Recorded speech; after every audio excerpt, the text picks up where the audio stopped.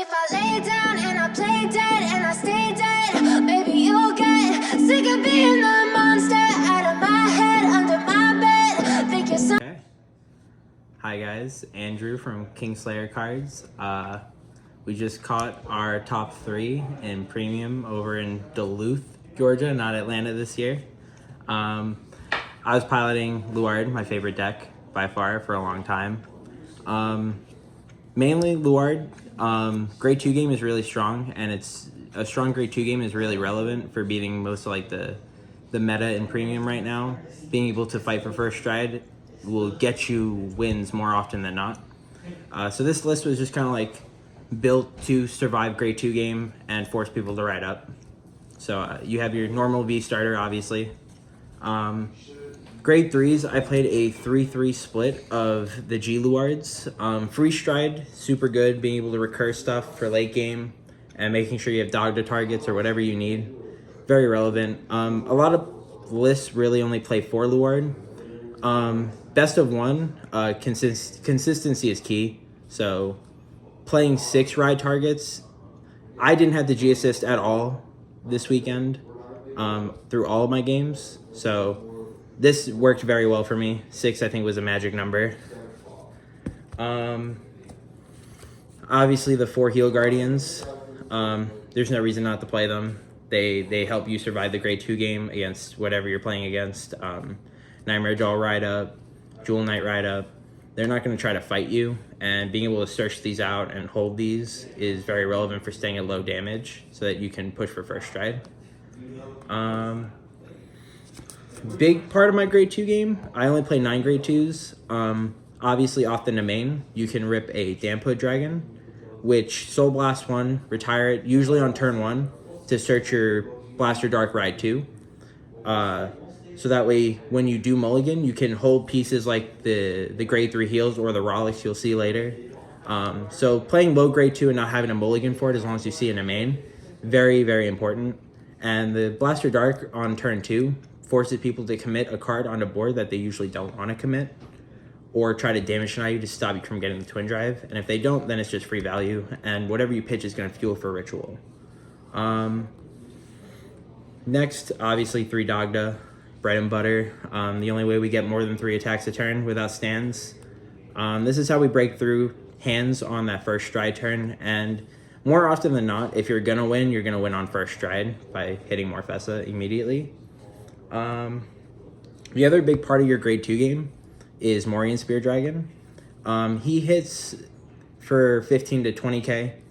He cycles a card, he gets grade 1s out of your soul. And it just helps you find pieces so that you can stay alive while applying pressure. So I play 17 grade 1s. I play a 1 of Abyssal Owl just for a draw. It's a 5k target for the main. There's no reason not to. I only play 1 Charon. I feel like countercharge isn't really that important when most games are going to end by first stride. And you can usually face damage and not really worry about this. Usually this and a Bronwyn are your first calls on like a Dogda swing. And that hits for like a 39k column on a Morfessa turn. So it's just a big number. We have 3 Rollick. Obviously, super integral piece just for surviving the grade 2 game and being able to beat other decks trying to stop you from riding or trying to get you to ride up.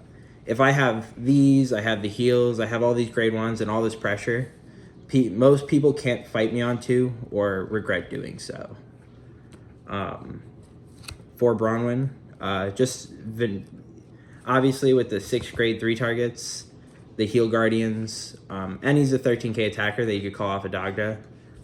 He's just super value. There's no reason not to play 4.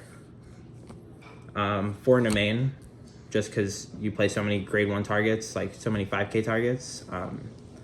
Also, just getting to Ritual, this is a +1 to your Ritual count every turn, so it's obviously 4 of the main. Best PG in the game, recurring it every turn, beats Regalia, beats Jewel Knights on their first stride. Anything you could ever deal with, Ezra's is just the best PG in the game. So every Luard list plays it. I play the vanilla Overtrigger. I don't play the Keter because usually when you do hit Overtrigger, during like Morphesa's turn or whatever, your entire front row is rested already. So hitting 100,000 on the Vanguard to break a guard, and then also ideally hitting a perfect guard or hitting a stand to stand the column. You'll have 2 unblockable columns. That's 4 damage, 6 cards out of hand minimum, because they'll have the PG. So it's just better than the normal over trigger or the Keter over trigger. I'm playing 4 stand. The cursed eyes are obviously always in. Those are what's gonna help you thin the deck really well. You draw those, and then you can thin the deck down to pretty much just triggers on like grade 1 targets by like first or second stride ideally. Usually second stride is like super clean. And then the other 2 stands are also recurable stands. These, when you retire, they'll go back, but they'll also count as 2 retires. So against like Link Joker or something, and they lock down a lot of your circles, you could still use Morphesa just by playing this 1 card.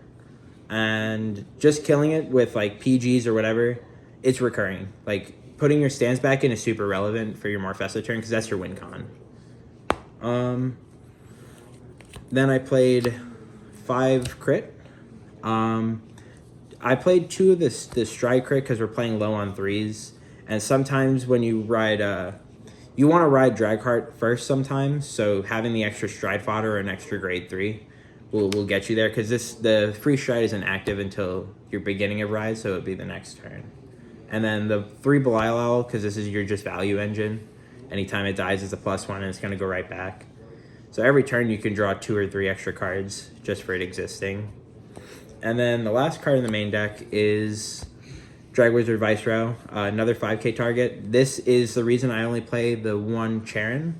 It's because every turn I will recur this, Soul Blasting it out with the Morian Spear or something afterwards, and recurring it on for my free stride. Every time you kill it, it pushes the soul and counter charges, so it just is a +1 to both resources, so there's no reason not to. Then we'll go to the G zone. I have the Dark Veil Dragon. I play 1. So honestly, sometimes I wish I'd play 2, but it costs a soul, so it's kind of tight in this deck in terms of soul blast between the Damphood, the Charons, the Morians especially. So you'll usually not have extra soul lying around, but when you have this, it blocks giant columns for free. Then we play 2 Plot Maker. It's just a free 25k guard. There's no reason not to. It blocks most of the things that you need to block. And then the only other G guards I play are Gelito and Dismal. Dismal is very uncommonly used in terms of like just playing, but it's usually just a flip fodder for Gelito to rip 2 cards, draw an extra card. Trying to like recover the 1 extra card to get the return is super relevant, and it's after like a dog turn or whatever that it'll pull the 2 great ones you left hanging for a 46k block or 46k Vanguard. Honestly, besides like the rest of these strides are kind of like super situational. I didn't use any of them this weekend. It was really just Morphesa. But there were times where I'd look at the board state and I'd go, you know, maybe they don't have a G guard and they're at 4 and they don't have rare cards. Maybe that would have killed. It probably won't, but it might have. This is probably my favorite tech in terms of like a non-Morphesa G unit. Just because sometimes you can't get to Morphesa first stride. Like it's just impossible, whatever you've drawn. On stride into this, just killing 3, getting 2 extra cards, being able to control some stuff off the board. Very relevant. It's a +2, because you usually just kill Belials and stuff. So you'll draw a bunch of cards and leave an empty board if you're playing as control. I play the 1 Chain Ranker. In the off case, someone is at 5 with less than 9 cards in hand, because then it might kill, but they could also heal out. Again, it never came up. Agma never came up, but in the off chance I get to rip 5 cards out of someone's hand, one day it'll matter and it'll hurt.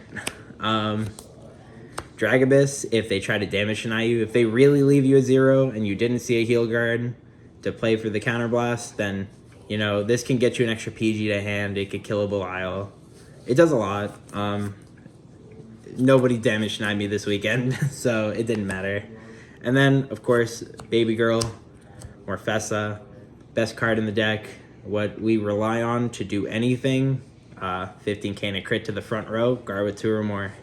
There's nothing else to be said. 5 battles with this, you can rip through a 10 card hand really easily. Yeah, the weekend was good. It was fun.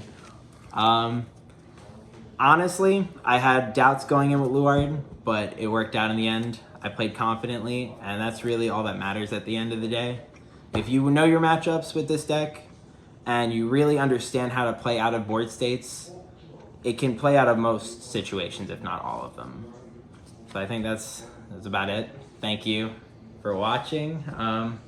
Let me know if you like the deck.